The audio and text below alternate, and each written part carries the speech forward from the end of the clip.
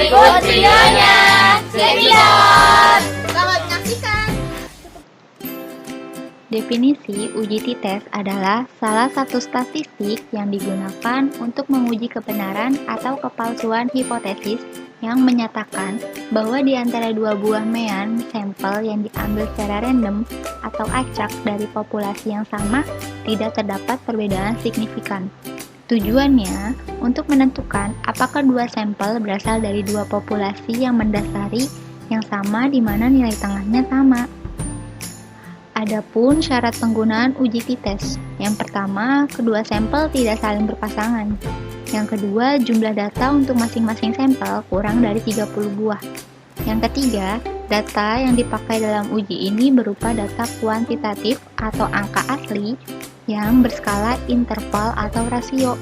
Yang keempat, data untuk kedua sampel berdistribusi normal jika data salah satu sampel atau keduanya tidak berdistribusi normal. Maka, hipotesis perbandingan dilakukan dengan metode statistik non-parametrik menggunakan uji Mann-Whitney. Yang kelima, yang terakhir adalah adanya kesamaan varians dan homogen untuk kedua sampel data penelitian. Ini merupakan syarat mutlak. Nama saya Dwi Nuryanti. Varied sample test digunakan untuk mencari perbedaan rata-rata dari sampel berpasangan. Contohnya, perbedaan berat badan Aisyah dan Munifah sebelum dan setelah pandemi. Independent sample test digunakan untuk menguji perbedaan antara dua sampel yang tidak berpasangan. Contohnya, perbedaan nafsu makan antara satu orang dengan yang lainnya. Saya Mary Anggraini dari kelas PS20E. Di sini akan menjelaskan tentang cara penggunaan independent t-test di aplikasi SPSS. Kita outputnya ya. Jadi kita punya contoh kasus, dosen ingin mengetahui apakah terdapat perbedaan hasil belajar antara mahasiswa yang belajar dengan sistem online dan mahasiswa yang belajar dengan sistem offline. Di sini kita sudah punya datanya. Jadi ada pembelajaran dan kode. Nah, kodenya ini karena di situ ada sistem online dan sistem offline ya, jadi ada dua. Kita blok. Diharapkan seperti ini ya, membuat datanya bisa satu kolomkan. Lalu kita paste with variable names di sini di aplikasinya ya.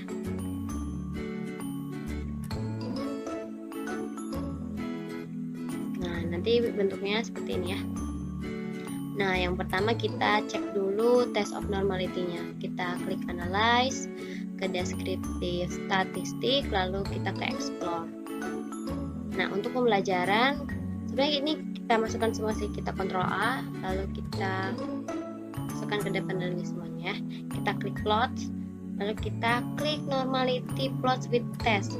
Pastikan harus sudah terchecklist ya. Continue, lalu oke. Kita tunggu. Nah, kita klik test of normality-nya. Nah, di sini ada Kolmogorov Smirnov sama Sapir-Whorf ya. Kita baca satu-satu. Nah, kita lihatnya ini fokusnya ke signya aja. Di sini pembelajaran untuk sig di Kolmogorov Smirnov ini 0,200, yang artinya ini datanya normal karena lebih dari 0,05 ya, lebih besar dari 0,05. Nah, untuk Sapir-Whorf-nya juga sama nih, 0,341, yang artinya datanya normal karena lebih dari 0,05. Nah, setelah itu kita balik lagi ke yang tadi ya. Kita klik variable view. Oke. Nah, kita desimalnya kita ganti ke 0 dulu ya, sesuai contoh dari Bapak. Lalu untuk values-nya ini kita klik. Untuk yang satunya offline, kita add. Untuk yang duanya online.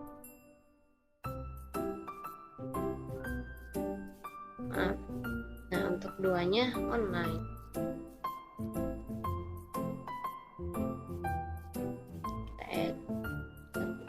Oke, nah sudah seperti ini. Kita analyze, lalu kita ke compare means, kita ke one way ANOVA. Untuk pembelajaran kita taruh di dependent list. Untuk code kita taruhnya di faktor. Kita option. Sini kita akan mengetes homogeneity-nya. Jadi klik homogeneity of variant test, pastikan sudah di checklist seperti ini ya. Lalu continue, lalu oke. Nah, sudah keluar nih tes homogeneity-nya. Nah, kita lihat di based on mean-nya ya.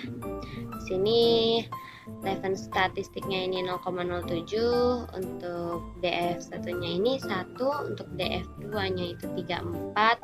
Nah, untuk sig-nya 0,936. Karena ini lebih dari 0,05, yang artinya data ini tuh homogen ya. Nah, lalu setelah ini kita langsung ke data field lagi. Kita analyze, lalu lihat descriptive statistik.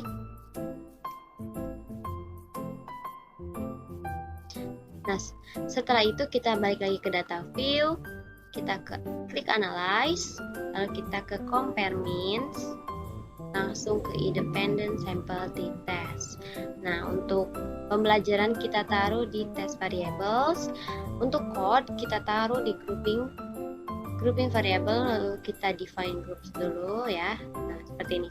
Karena kita cuma ada 2, jadi grup 1 itu 1, grup 2 itu 2 ya. Continue, lalu oke. Nah, sudah keluar nih. Untuk grup statistik pembelajaran offline di sini N-nya 18 dan untuk online juga sama 18. Untuk mean dari offline ini 78,94 dan untuk mean online ini 77,83. Untuk standar deviasi dari offline ini 7,818 dan untuk standar deviasi online ini 7,602. Lalu kita ke independent sample t-test-nya ya. Di sini kita lihat di 11 test for equality of variance, kita lihat sig-nya ini 0,936, yang artinya dia lebih dari 0,05, yang artinya datanya homogen. Berarti dia masuknya ke equal variance assume ya.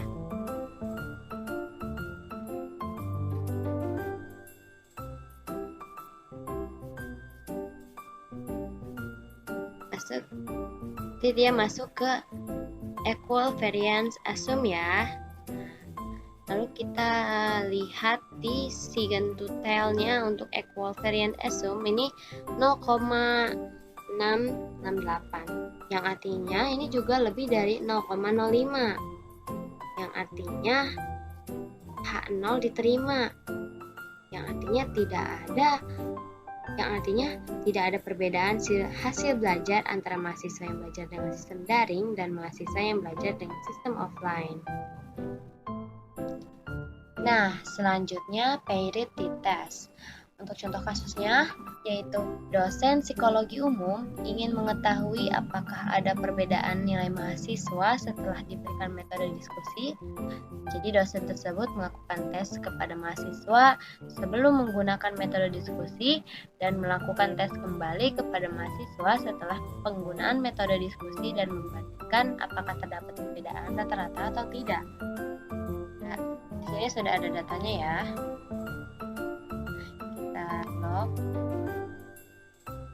copy, kita paste. Nah, setelah ini kita cek dulu test of normality-nya ya, seperti itu. Kita klik all, lalu kita klik plot.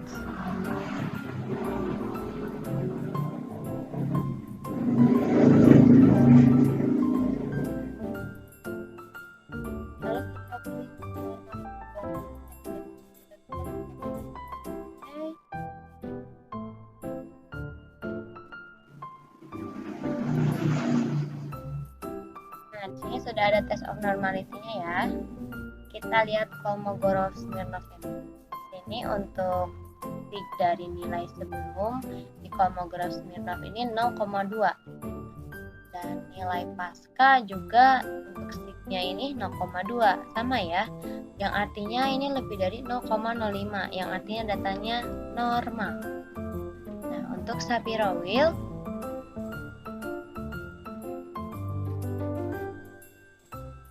Nah, untuk Shapiro-Wilk di sini nilai sebelum nilai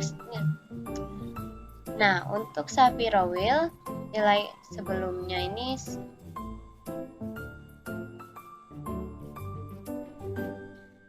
untuk Shapiro-Wilk untuk sig nilai sebelumnya ini 0,7 dan untuk nilai paskanya itu 0,5, yang artinya ini lebih dari 0,05 semua ya, yang artinya datanya normal. Jadi data ini normal. Selanjutnya kita ke variable field. Kita ganti desimal ini di 0. Nah, sudah. Ini biasanya label diganti ya. Jadi seperlunya aja sih. Kalau mau diganti silahkan ganti. Nah, setelah itu kita analyze, compare means,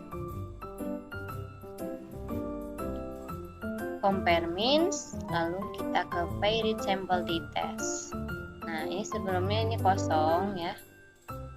Kita reset dulu. Nah, kita control all, kita pindah ke sini ya. Nah, seperti ini. Kita option, pastikan ininya 95 lalu continue. Oke. Sini sudah ada paired sample statistik. Nah, pada output ini kita diperlihatkan ringkasan hasil statistik dari dua sampel yang tadi kita teliti ya, yaitu nilai sebelum dan nilai pasca.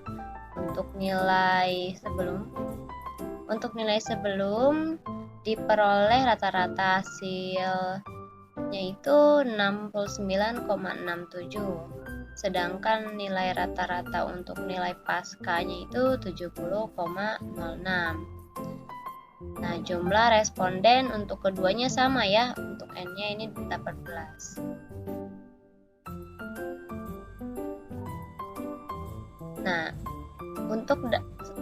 Untuk standar deviasi di sini nilai sebelumnya ini dapatnya 6,107 dan untuk nilai pasca ini 5,755. Karena nilai rata-rata hasil dari nilai sebelum dan nilai pasca ini lebih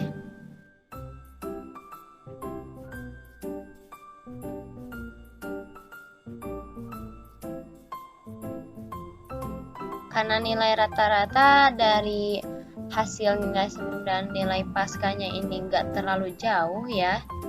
Jadi ini bisa dikatakan tidak ada perbedaan ya. Karena hasilnya selisihnya sedikit. Nah, untuk memake sure-nya kita ke bawah ya. Nah, output di sini menunjukkan hasil untuk uji korelasinya atau hubungan antara kedua data atau hubungan variabel dari nilai sebelum dan nilai pasca. Nah, kita lanjut ke paired sample correlation ya. Di sini output di sini kan menunjukkan hasil uji korelasi atau hubungan antara kedua data yang tadi kita teliti ya. Nah, kalau berdasarkan output di sini nilai koefisien korelasinya ini sebesar 0,4, sedangkan buat signya ini 0,076. Nah, di sini 0,07 ini kan lebih dari 0,05. Berarti di sini bisa dikatakan tidak ada perbedaan ya antara nilai sebelum dan nilai pasca. Nah, untuk lebih lanjutnya kita turun lagi ke bawah. Nah, kita selanjutnya lihat yang paired sample test terakhirnya ya. Nah, kita lihat di sig to tail-nya ya. Di sini sig to tail-nya ini kan 0,798. Nah, 0,798 ini lebih dari 0,05 ya. Berarti ini lebih besar dari 0,05. Jadi hasilnya tidak ada perbedaan. Nilai mahasiswa setelah diberikan metode diskusi. Jadi nilainya sama. Tadi kita sudah lihat ya di sini juga. Namun untuk rata-ratanya ini tidak beda jauh, hanya selisih sedikit saja. Sekian dari saya. Perkenalkan, nama saya Nadia Muharaini. Di sini saya akan menjelaskan tentang uji korelasi. Analisis korelasi merupakan studi pembahasan tentang derajat keeratan hubungan antar variabel yang dinyatakan dengan nilai koefisien korelasi. Hubungan antara variabel tersebut dapat bersifat positif dan negatif. Dalam analisis korelasi sebenarnya tidak ada istilah variabel independen atau X dan variabel dependen atau Y. Karena pada dasarnya hubungan antara variabel independen dengan variabel dependen akan bermakna sama dengan hubungan variabel dependen dengan variabel independen. Namun, demikian dalam prakteknya banyak kita jumpai peneliti memberikan nama untuk hubungan variabel independen. Korelasi linear terbagi menjadi dua. Yang pertama ada uji korelasi linear sederhana. Uji korelasi linear sederhana terbagi menjadi Pearson dan uji korelasi Ring-Sperman. Dalam penelitian analisis korelasi Pearson digunakan untuk menguji hubungan antara dua variabel yang menggunakan data berkala rasio atau interval. Sementara untuk data ordinal pakai uji korelasi Ring-Sperman. Kemudian yang kedua, uji korelasi berganda. Uji korelasi berganda digunakan untuk mencari hubungan antara dua variabel bebas dengan variabel terikat. Saya Teguh Sulistiarto. Hari ini pada kesempatan kali ini saya akan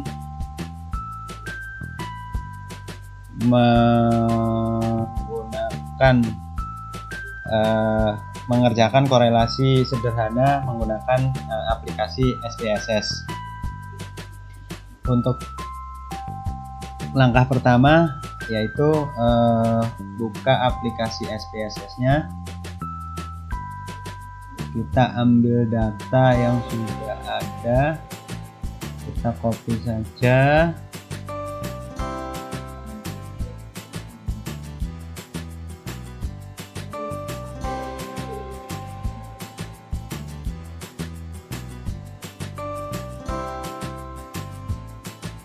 Copy, kita masukin ke aplikasi SPSS-nya. With variable names. Selanjutnya kita klik analyze, korelasi, correlate, divariate, budaya organisasi, kita punya pemimpinan transformasi. Selanjutnya klik OK. Nah, di sini kita lihat tabel datanya.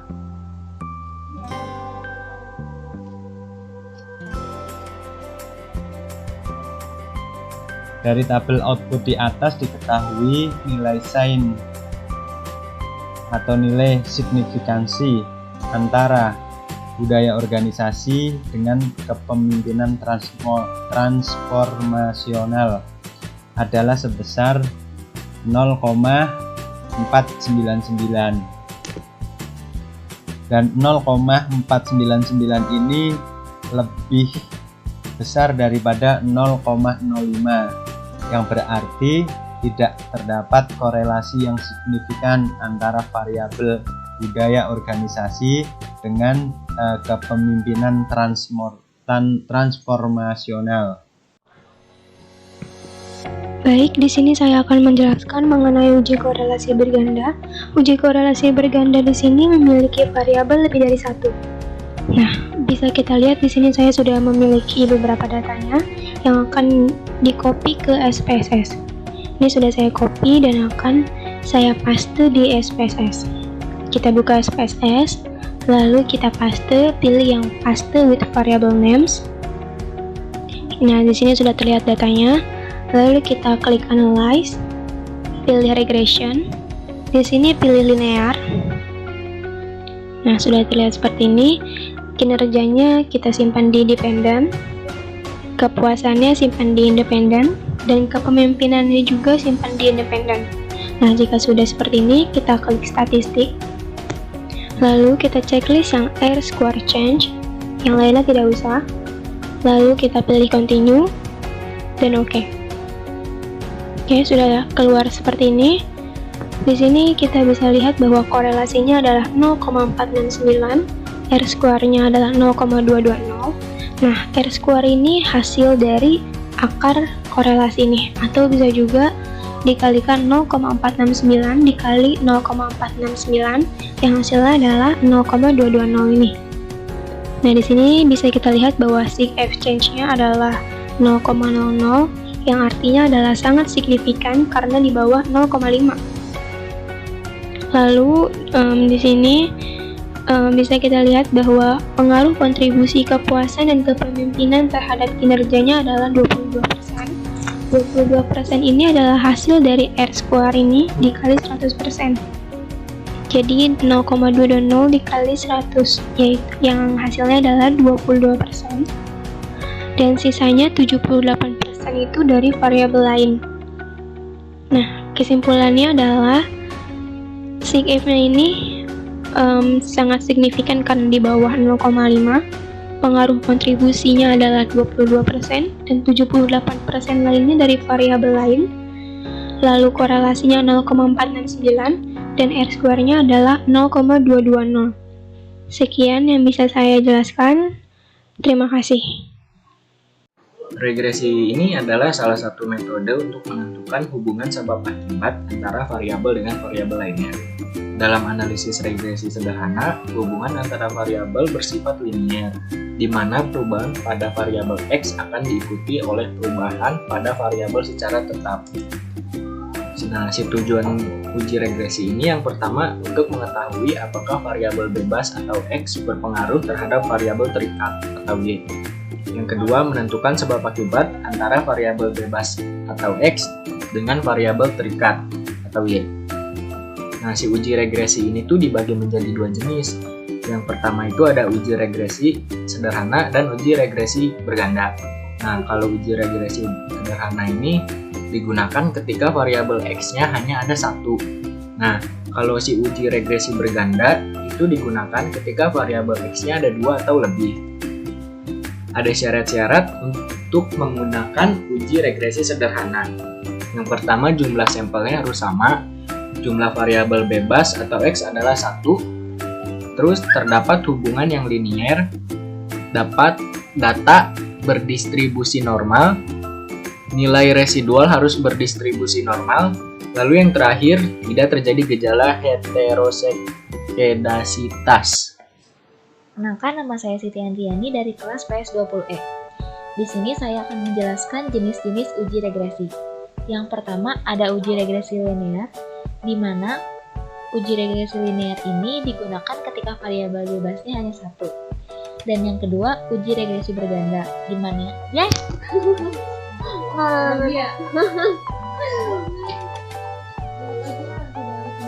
Tapi tadi kapan ya? Coba ulang lagi deh.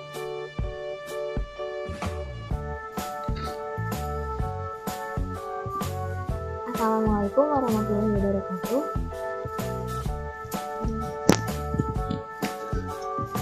Assalamualaikum warahmatullahi wabarakatuh. Perkenalkan, nama saya Siti Andriani dari kelas PS20E.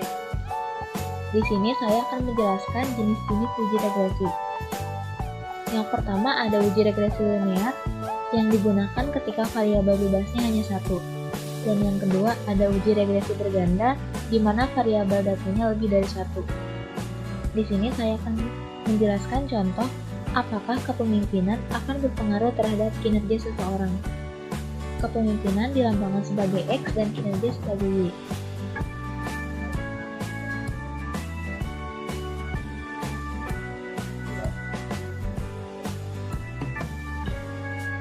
Di sini saya sudah mempunyai datanya, dan untuk mengecek apakah kepemimpinan tersebut berpengaruh terhadap kinerja, maka yang pertama klik datanya, kemudian klik analyze, regression, kemudian linear. Untuk kepemimpinan datanya kita masukkan ke dependent, dan untuk kinerja dimasukkan ke independent. Jangan lupa untuk mengecek plots apakah histogram dan normal probability plotnya tertulis.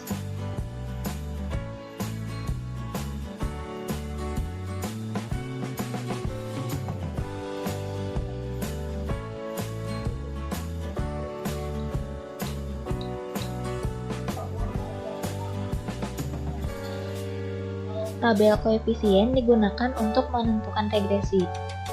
Variabel A diwakili dengan nilai konstan yaitu 50,798 dan koefisien B yaitu koefisien regresi. Koefisien ini adalah angka yang mengandung arti bahwa penambahan setiap 1% nilai kepemimpinan, maka kinerja akan meningkat sebesar 1%.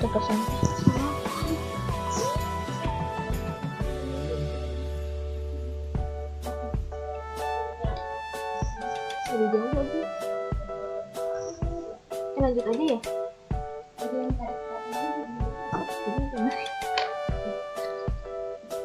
Tabel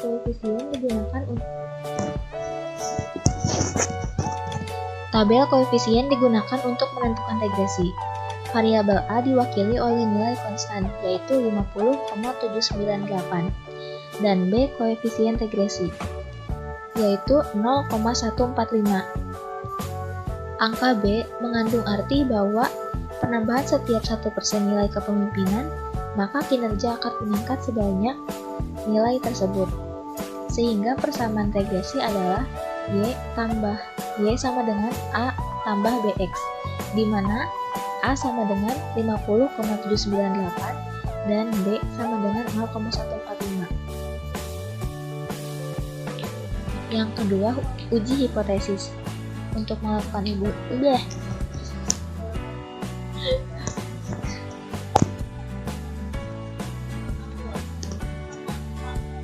Yang kedua, uji hipotesis. Untuk melakukan uji hipotesis, yang pertama kita melihat sig pada tabel koefisien. Jika nilai sig kurang dari 0,05, maka ada pengaruh kepemimpinan terhadap kinerja. Sedangkan jika sebaliknya, nilai sig kurang lebih dari 0,05, maka tidak ada pengaruh kepemimpinan terhadap kinerja. Karena nilai sig yang saya dapatkan lebih dari 0,05, maka tidak ada pengaruh kepemimpinan terhadap kinerja seseorang. Assalamualaikum warahmatullahi wabarakatuh. Perkenalkan, nama saya Muhammad Amir Piki. Saya dari kelompok 20. Saya akan menjelaskan cara penggunaan SPSS dalam menentukan uji regresi berganda. Pertama-tama kita klik file SPSS, lalu kita klik datanya. Kemudian di sini ada beberapa data, tapi saya akan mengambil 3 data. 1 kepemimpinan transformasional, 2 kepuasan, 3 kinerja. Dari ketiga data ini kita klik kanan, copy paste. Setelah di copy paste, kemudian kita klik lagi SPSS-nya. Kemudian kita klik kanan lagi untuk pilih paste with variable names. Maka data akan tersalin semua di SPSS. Kepemimpinan, transformasi, kepuasan, kinerja.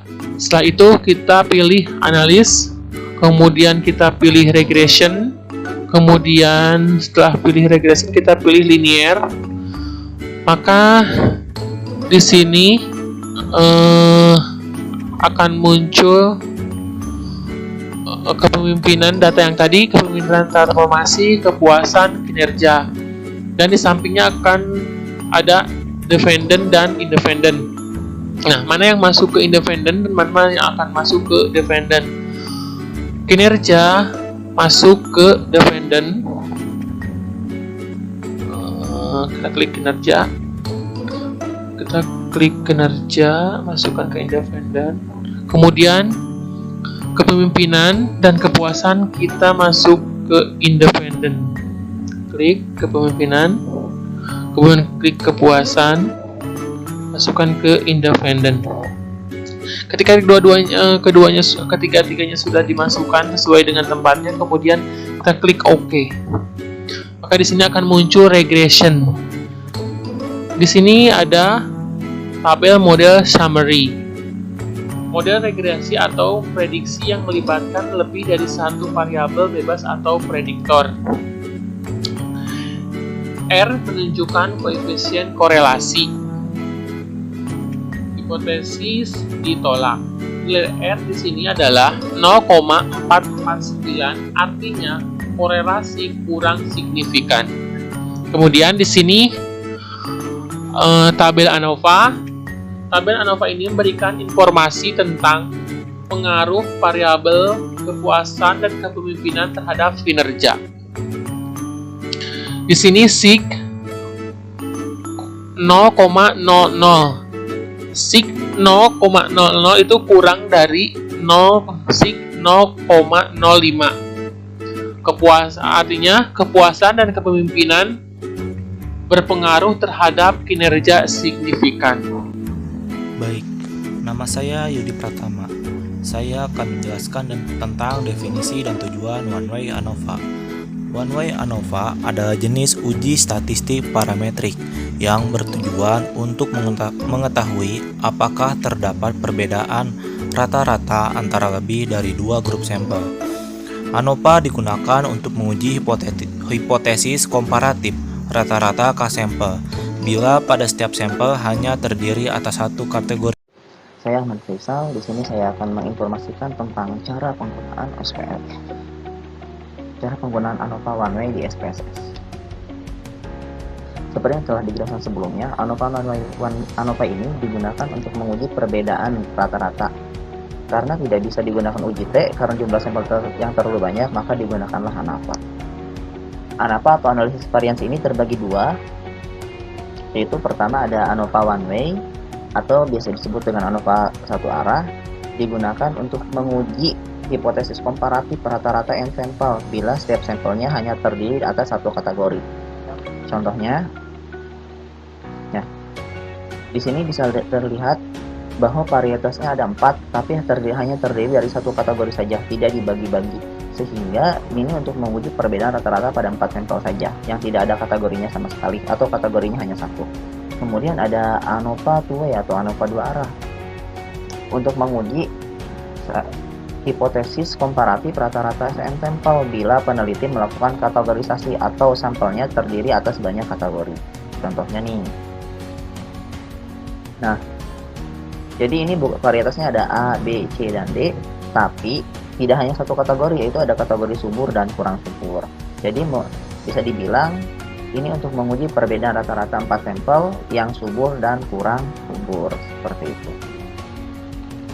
Nah, ANOVA memiliki syarat penggunaan, salah satunya adalah datanya harus berdistribusi normal, kemudian datanya harus homogen, dan subjek yang dipilih secara acak. Langkah-langkah pengujian ANOVA di SPSS, pertama kita lakukan dulu uji normalitas terhadap data, kemudian kita melakukan uji homogenitas terhadap data, dan yang ketiga kita baru bisa melakukan uji ANOVA.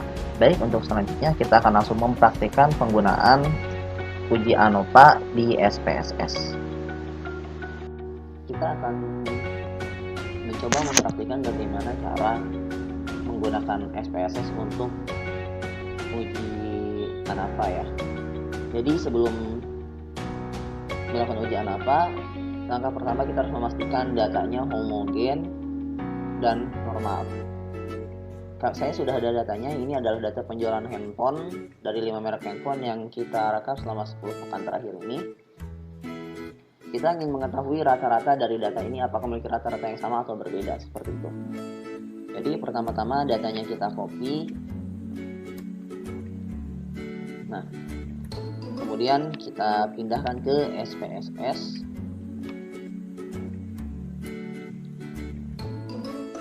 Oke, setelah itu kita beri nama.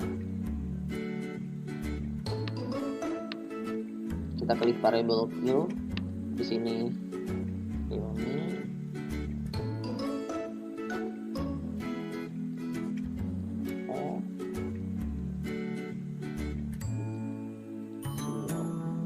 Dan Vivo. Nah, ini ya saya kosongkan semua supaya melihatnya lebih enak.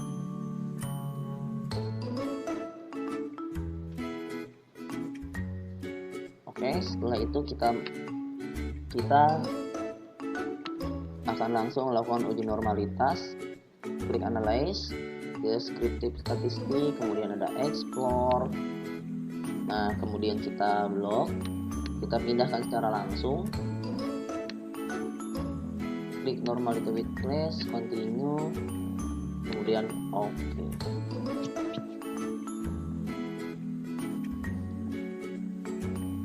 Nah, kita langsung buka bagian test of normality.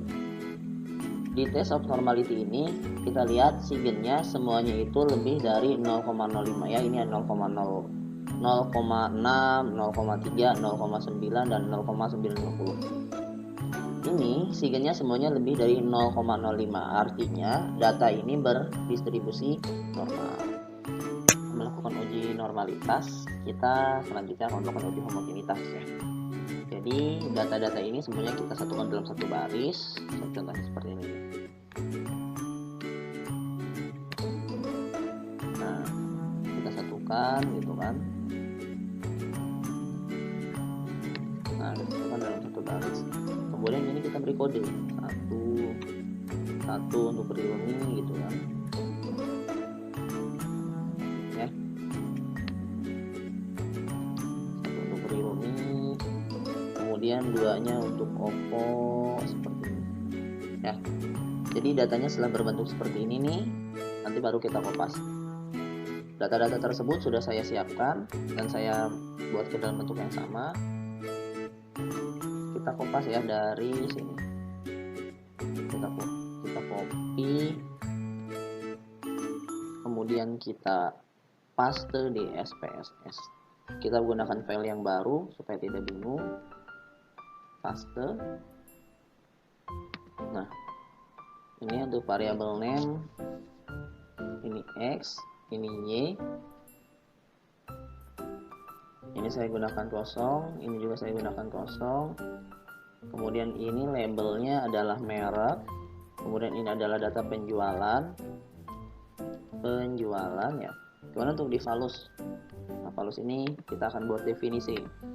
Yang pertama satu itu untuk labelnya realme ya, realme. Kita klik add. Kemudian 2 itu untuk labelnya Oppo. Kita klik add. Kemudian ketiga itu untuk mereknya Xiaomi ya. Kemudian yang keempat itu untuk labelnya Vivo. Nah, oke. Nah, sudah selesai. Sekarang kita langsung ke data view, kemudian kita langsung lakukan uji homogenitas ya. Analyze, klik comparison, kemudian ada ANOVA one way ya. Merek di faktor, kemudian penjualan di dependent list. Kemudian di sini ada, ini nggak usah dulu, ini ada option. Kemudian kita lakukan ini homogeneity variant of variant test. Oke. Nah, di sini langsung muncul homogeneity of variant testnya adalah sigennya itu 0,074. 0,074 lebih dari 0,05. Jadi artinya data ini homogen. Namun apabila sigen di sini kurang dari 0,05, maka data ini dinyatakan tidak homogen. Seperti itu. Nah, Setelah kita melakukan uji normalitas dan uji homogenitas, ternyata datanya normal dan homogen, maka kita bisa langsung melakukan uji ANOVA. Kita di sini akan melakukan uji ANOVA one way atau ANOVA satu arah ya. Saya informasikan kembali bahwa uji ANOVA one way ini digunakan untuk mengetahui apakah terdapat perbedaan antara 3 buah sampel atau lebih. Karena kalau 2 sampel itu kita masih bisa menggunakan uji T. Kemudian sampel ini tidak dikategorikan, jadi hanya terdiri dari 1 kategori saja. Apabila sampelnya ada 2 kategori, maka kita menggunakan ANOVA one way. Kita menggunakan ANOVA 2 jalur atau ANOVA two way ya kalau kategorinya ada 2. Baik, kita akan langsung coba. Pertama klik analyze, ada compartment. Nah, di sini ada ANOVA one way. Nah, ini penjualan masuk ke dependent list, kemudian untuk merek itu masuknya ke faktor, jadi asalnya seperti ini nih. Nah, seperti ini. Jadi dependent listnya itu diisi oleh penjualan atau variabel Y, kemudian untuk faktor ini diisi oleh X, oleh merek atau variabel X ya. Kemudian kita klik post hoc ya. Ini uji 2K-nya kita centang nih. Uji 2K ini digunakan dalam pengujian jamak untuk menentukan apakah 3 rata-rata berbeda secara signifikan dalam hal analisis variannya ya. Kemudian kita klik continue, kita klik on. Nah, outputnya sudah keluar. Untuk mengetahui hasil dari ANOVA-nya, kita bisa fokus di tabel ANOVA ini. ANOVA itu seperti yang telah diinformasikan tadi untuk mengetahui apakah ada perbedaan rata-rata antara sampel-sampel yang dianalisis. Jadi, hipotesisnya adalah apakah terdapat perbedaan rata-rata antara keempat sampel yang sedang kita analisis ini. Untuk mengetahuinya kita langsung fokus ke bagian SIGN ya, SIG. Di sini SIG-nya adalah 0,009. Kriteria pengujiannya yaitu jika SIGN ini kurang dari 0,05 maka dapat kita simpulkan bahwa sampel-sampel yang dianalisis memiliki rata-rata yang berbeda. Namun apabila SIGN ini lebih dari 0,05 artinya sampel yang dianalisis memiliki rata-rata yang sama. Karena di sini SIG-nya adalah 0,009 dan 0,009 kurang dari 0,05 maka artinya sampel-sampel yang kita analisis di sini memiliki rata-rata yang berbeda. Baik, jadi seperti itu. Itu adalah penginformasian tentang bagaimana cara menggunakan uji ANOVA one way di SPSS. Terima kasih, mohon maaf bila banyak kesalahan dan pemilihan diksi yang kurang tepat. Sekian, Assalamualaikum warahmatullahi wabarakatuh.